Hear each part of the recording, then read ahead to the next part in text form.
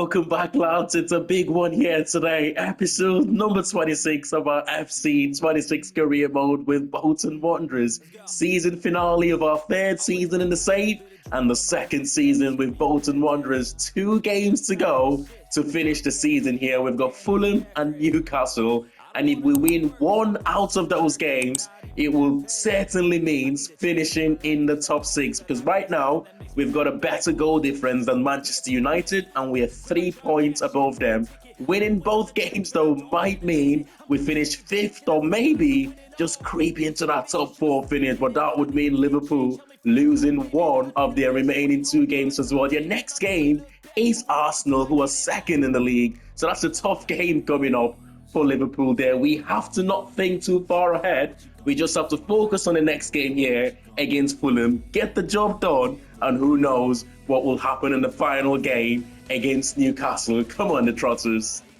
I still cannot believe we are in this position right now with 2 games to go, where we could either finish in the top 4 Champions League place, top 5 Europa League, and of course top 6 gets you Conference League. As we arrive at Craven Cottage here against Fulham, established Premier League side. If you give them that chance to play to their strength, play to their potential, they can give anyone a tough game on their day. The former Manchester City man, Ortega in goal, Sander Berger, I do like. They've got Dennis Undav up front. Federico Chiesa is playing out wide for them, the former Liverpool man, of course. We've got Forino and Toure as our 2 centre-backs, Nelson Viper, Bundgaard, and Clayton Taylor. Viper, of course, on 18 goals right now with 2 games to go, including this one. Can he get to that magical 20 Premier League goals this season? It's going to be a tough game. It's going to be tough here. Fulham, Brighton, looking bright in the opening few minutes here. Oh my goodness. Smith Rowe, you should at least hit the target there.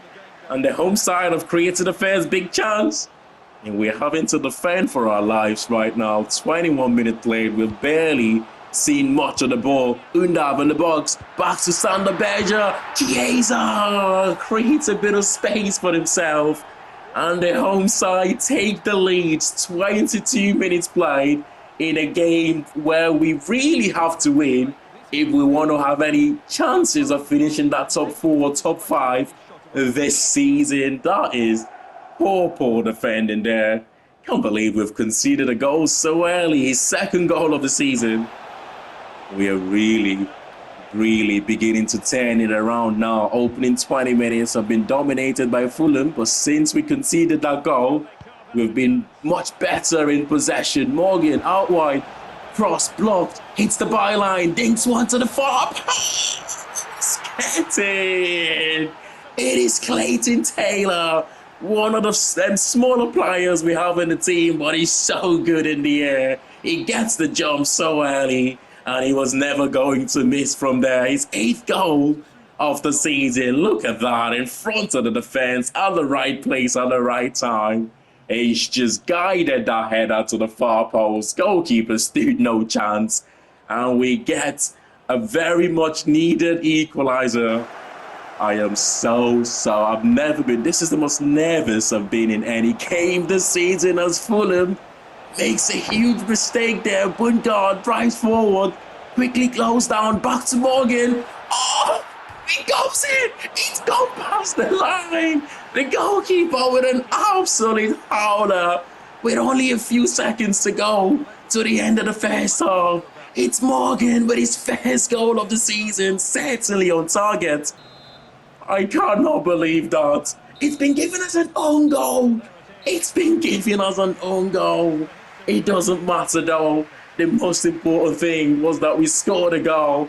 But I think that was so unlucky. The shot was certainly on target. And that should have been Morgan's first goal. Oh, we're looking much better in the second half. We've started it just as we finished the first half. He's offside there. It's got to be a save. Shot on target. But he's offside. Nelson Viper is just gone way too early. King Iwobi is coming on to replace the young and central attacking midfielder.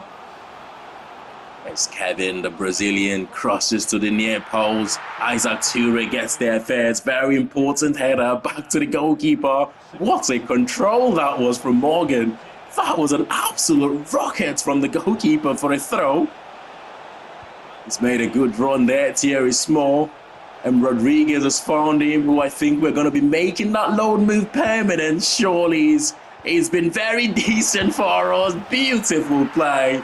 And Morgan makes it 3 in the 82nd minute. And finally, he gets his first goal of the season. And certainly, game over.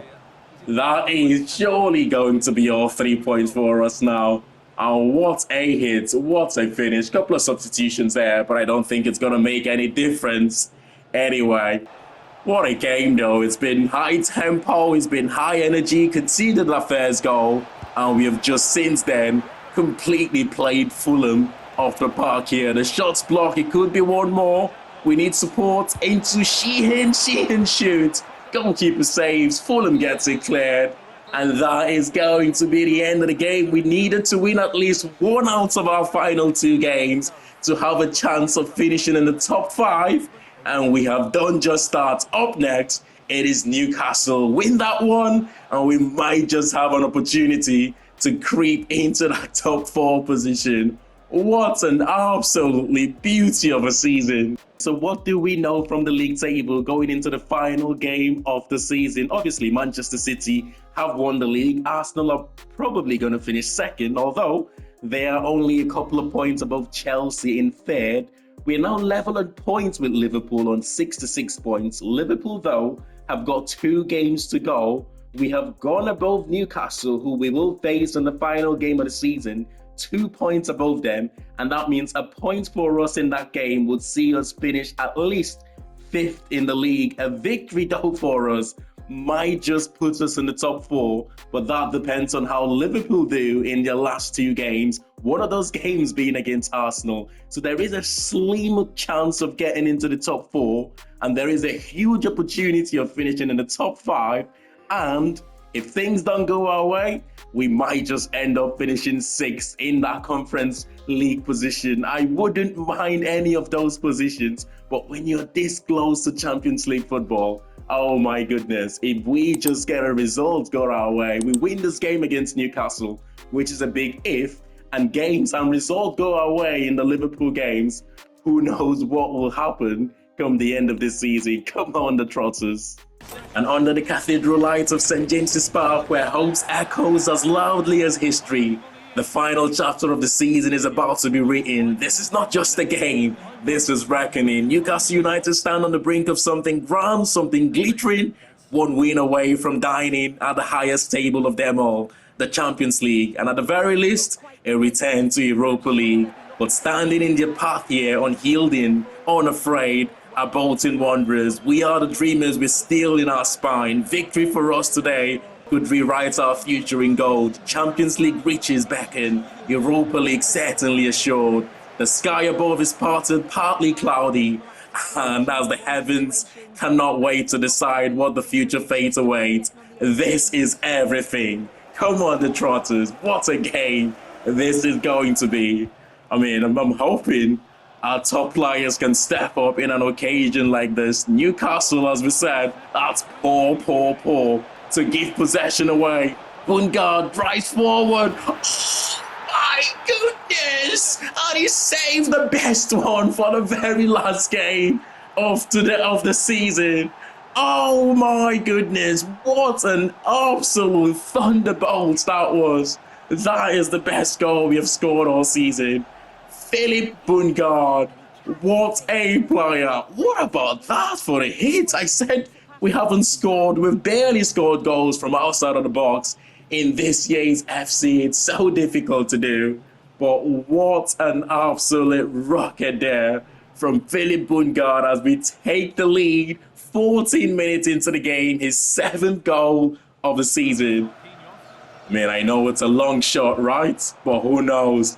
If we hang on here, see this one through, still a long way to go. If teams can do us a favor, Champions League, we could be playing next season. That's an excellent cross. Oh, what a save. Is that a save? No, it's off target. Oh, that's a big opportunity there for Newcastle.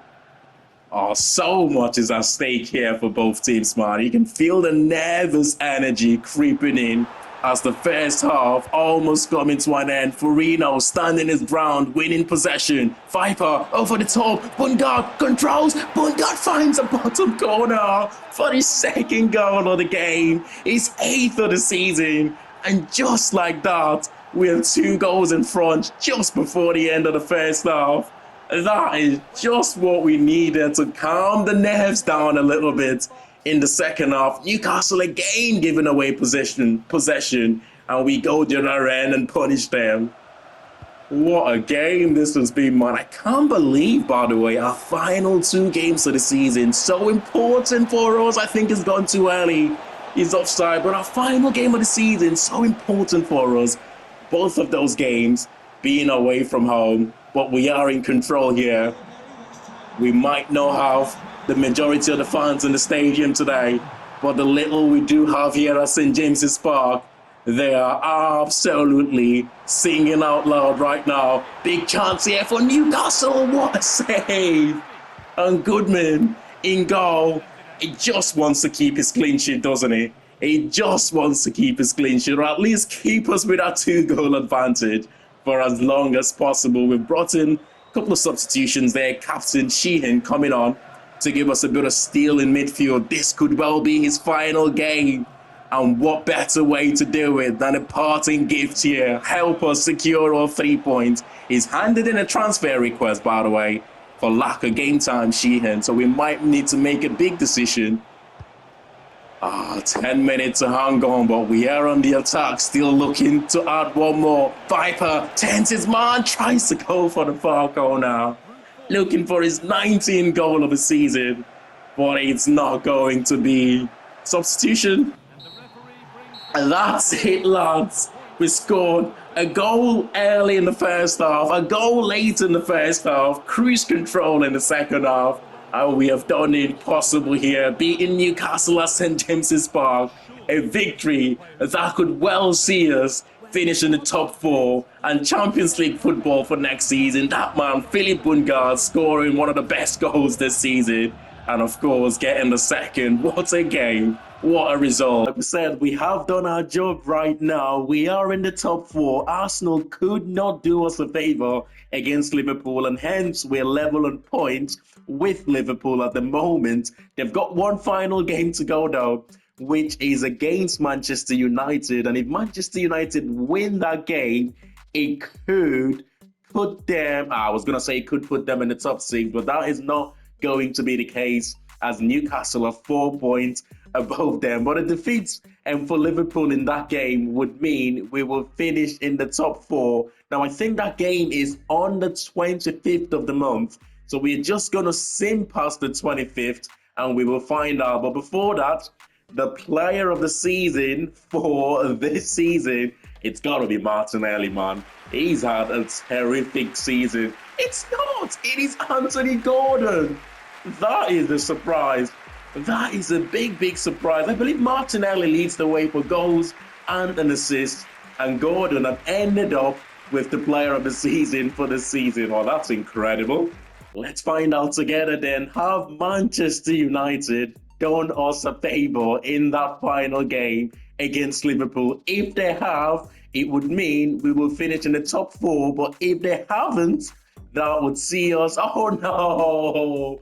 It's just popped up on the news there. Liverpool 4-1 victors away from home. A little bit disappointed, but it's still been a fantastic season for us.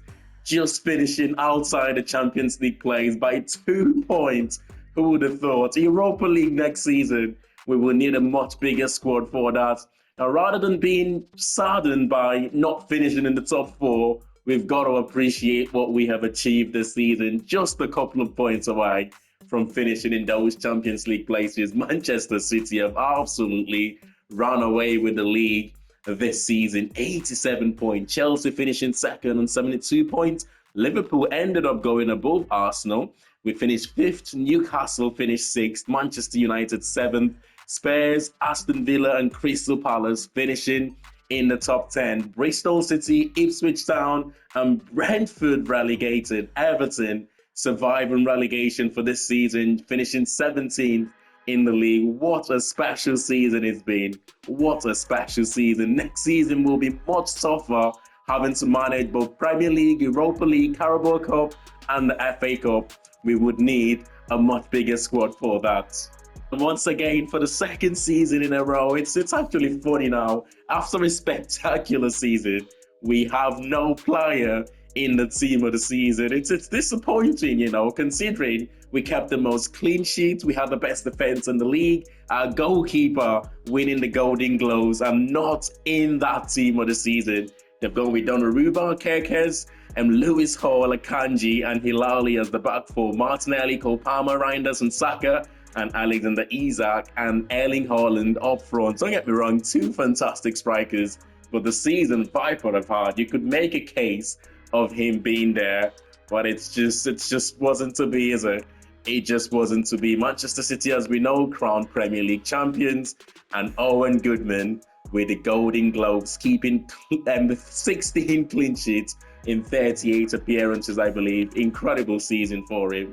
Very quickly here, we will promote one or two youth academy players into the first team, as we have had messages saying they're unsettled at the moment. Munoz being one of them, 66 rated, decent potential as well. A right back, he'll probably head out on loan next season. We will give him a first team contract, and we will do exactly the same very quickly for Stefan Mars, who is 64 starting overall. Incredible potential. He probably will end up on loan next season as well, but we will give him his first professional contract too. And for our final youth academy scouting update here then for the season, starting in Egypt, I don't think any one of these players are good enough to make it into the academy. I'm tempted though with Nasser, who have got good potential, good overall. But you know what, we've already got one or two decent wingers from the academy, Stefan Mars being one of them, who we have just given his first professional contract. We will get rid of all of these players here from Egypt. Next here is Uruguay, where we are scouting for centre midfielders, and Daniel Lozano have got good potential. If this was first or second season, I probably would have given Lucas Giraldo a scholarship contract into the academy, but I'm quite picky at the moment. It's not quite good enough, and we will get rid of all of these here in Uruguay. As an academy prospect, you've got to be very special right now to make it into our academy. Rossi's got good potential as we conclude our final youth academy scouting for the season here in Italy, which has been disappointing if I'm being honest. But like I said before, it could just be the 3-star experience, 3-star judgment scout, but none of these are going to make it into the academy. With the season now concluded, we will take a look at the winners of some of the other competitions, starting with the FA Cup. Aston Villa 3-0 victory there against Sunderland in the final. They knocked out Manchester City in the semi-finals, which is incredible there for Villa. The Carabao Cup winners, it's Liverpool 1-0 victory against Manchester United. The Super Cup at the start of the season, it was Bayern Munich beating Chelsea. The Champions League, Real Madrid victors in an El Clasico, all Spanish team. Finals there in the Europa League, Strasbourg beating Liverpool. I tell you what, that would have been interesting though. If Liverpool had won, the Europa League winners get Champions League qualification. Could that have meant, because we finished 5th, we took a place in the Champions League? We will never know, but that would have been interesting to see if Liverpool won that Europa League. Panathinaikos winning the Conference League there, the Greek side beating Tottenham in the final, and the European Championship that is starting over the summer. We're not going to have a look or see what happens there, but what a season it's been. Before we end the season, let's take a look at some individual performances then for the team. Starting with the most appearances, it is Owen Goodman, 39 appearances. Thierry Small up there, Simons, Nelson Viper, Clayton Taylor, Bungard, and then Kieran Morgan. For goals, you have got, of course, Nelson Viper, who could not break into that 20 goals mark in his first season in the Premier League, but 18 goals in the Premier League. That is some incredible achievement. Bungard on 8 goals, Clayton Taylor 8 goals as well in the league. Both wide players. Can we get them to get into that 10 goals double figure mark next season? in the league. The likes of Derby, Randall, Simons with 2 goals, which is interesting for a centre defensive midfielder. For assists, it's Bungard, 7 assists, the most assists for the team. You've got Nelson Viper, 6 assists, so 18 goals and 6 assists for the Viper. Thierry Small, for me, the bargain of the season, £5.5 million, a goal and 5 assists for him in his first season, stepping up from the Championship to the Premier League. And Joel Randall Simons is in there for clean sheets. Of course, the goalkeeper would lead the way with 16 clean sheet there. Incredible season for him. But finally here, we will take a look at how some of the loan players have done. Paul Fox is gone up by 8 overall, 63 rated now. The centre defensive midfielder McPherson is now 69 rated, improved nicely. Richard Taylor, who we will end up selling next season. You've got Yandel now 71 rated. He will play part in this team next season. Leo Perkins is 64 rated. You've got McGill, who is now 67 rated. Could he be our backup goalkeeper next season? Or should we look for someone who is a lot more experienced for a backup goalkeeper and send the youngster out on loan? Adam Charlton, oh my goodness, plus 10 at Plymouth. He's gone up to 68 overall. The wide player. We will probably end up sending him out on loan. As we know, Diego Rodriguez, I still haven't made a decision yet, but 2 goals and 2 assists. We brought him on loan with that option to buy for £7.5 million, which it will look decent value for money right now. He had a good second half to the season for us. I mean, looking at this team, right? It's a miracle that we finished 5th in the Premier League this season. It's going to be much tougher for us next season, though, with more games to play. And I think I've got an idea where we need to strengthen going into next season. A backup goalkeeper, certainly. Bonham, we're not renewing his contract, so he leaves on a free at the start of next season.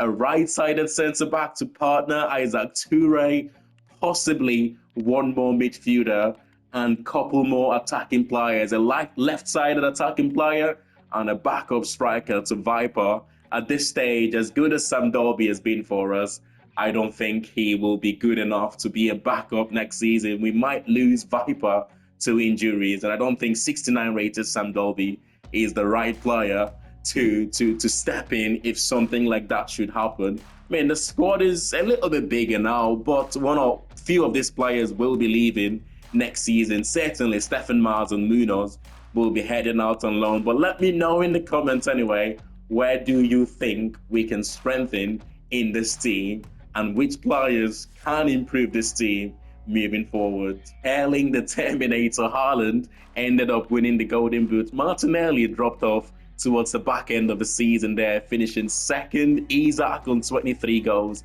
Costulas, Nelson Viper, Afif, Liam Delap had a good season. Victor Gyökeres had a good season as well.